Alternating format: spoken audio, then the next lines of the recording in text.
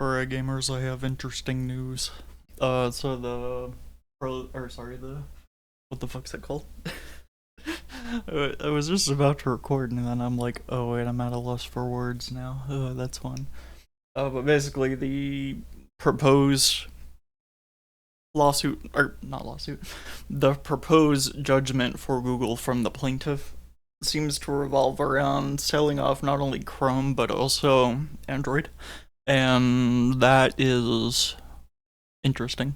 So I don't know exactly what that will entail because there's kind of a problem with selling off a project that's as fucking huge as like Chrome or as as Android, because a lot of it relies on Google services. Chrome obviously relies on Google services. Chromium technically does not, but Android, there's a lot more Google integration now that makes running a de-Googled Android a lot harder, which is why something like Graphene OS kind of makes a bit more sense, because you still need Google or Sandbox Google Play services for some things, but just like to run your phone.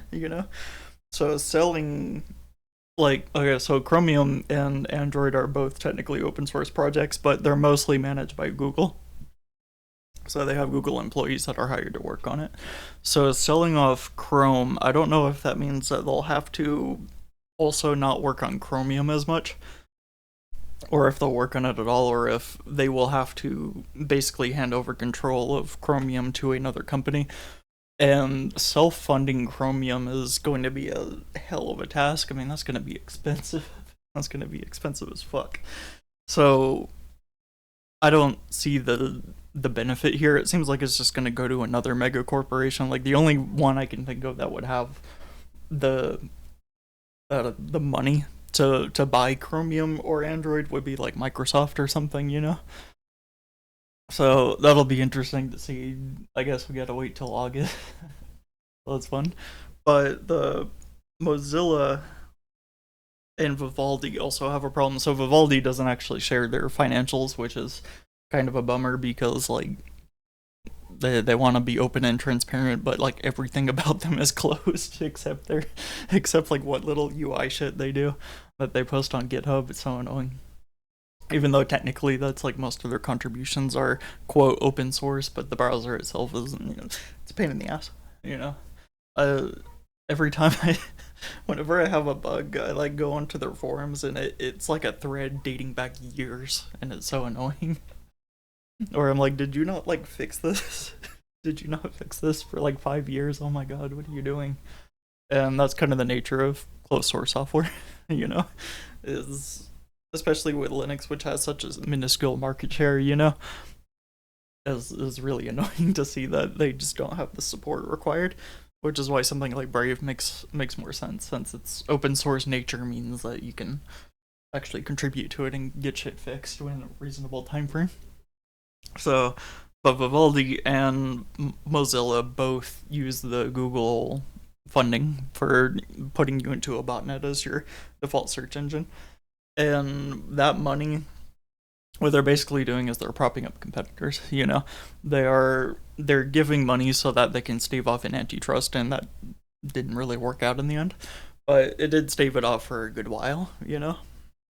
And what's interesting about that is Mozilla's only got like, since they are actually open about their financials, they got about 9 months of usable income before they go under. And I'm like, oh, that's great. That's great. So, I don't know. That'll probably be layoffs at Mozilla. I don't know. I'm just kind of parroting the shit Lenduke says because I don't fucking know.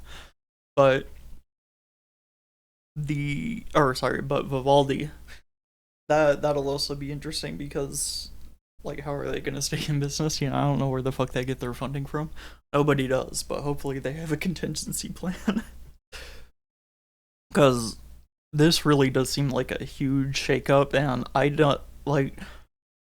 Just my guess is that this is going to like severely change like the mobile, especially like the mobile landscape because of Android. The new owner, I mean, you don't know what the fuck they're gonna do. Will they even allow side loading? Because that's like one of the main reasons I use Android instead of iPhone, is because I need like applications that are open source. and Apple just makes it such a pain in the ass, you know. Unless we get sideloading in America, that'd be cool.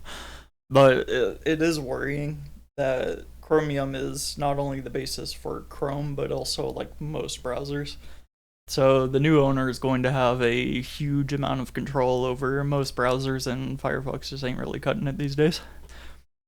At least the company behind it, you know, I don't see their future as making the browser more private and more secure, you know. It seems like their focus is on other things, which is cool, you know. They're gotta make money somehow now that Google's gonna dry up.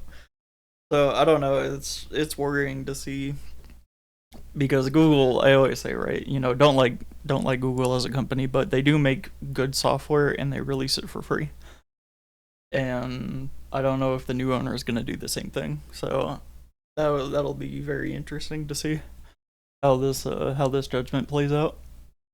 But I don't know. It's too early to guess. This is only a proposed judgment, so they got to counter first, and that's got to be countered again, and then that's gonna be, and then hopefully, you know, maybe they'll appeal. Who knows? And that'll be something, you know. So I don't know. I don't really see a. I don't see a good future in this. Really, it's kind of scary. Because despite Google's fucking around, a lot of people rely on their goodwill, you know, like giving out their shit away for free. So I don't know how it's gonna work if they end up having to sell off both of these, or if they'll contribute to the projects in the same way they do now. They definitely won't have as much control, but it's obvious that Chrome was a conflict of interest since Google's an ad company, and then shipping a browser along with that, like, you know, it just asserts their dominance in the market and kind of gives them full control over everything, and that's not good. But I don't see Mozilla as having a real say in anything. They have in the past staved off some of these, you know, web standards that would be problematic for Firefox or for an open web, and they have succeeded in some of them, but it seems like their voice really is, as far as a ratio goes, is pretty insignificant, you know? So I don't know. But now Google can't prop up the competition, so they also won't have their own browser. I don't know. We'll see how that works. But this is all just speculation. We won't know anything till August. So I'm gonna be blue balled until then. Yeah. All right. See you next time. Thanks.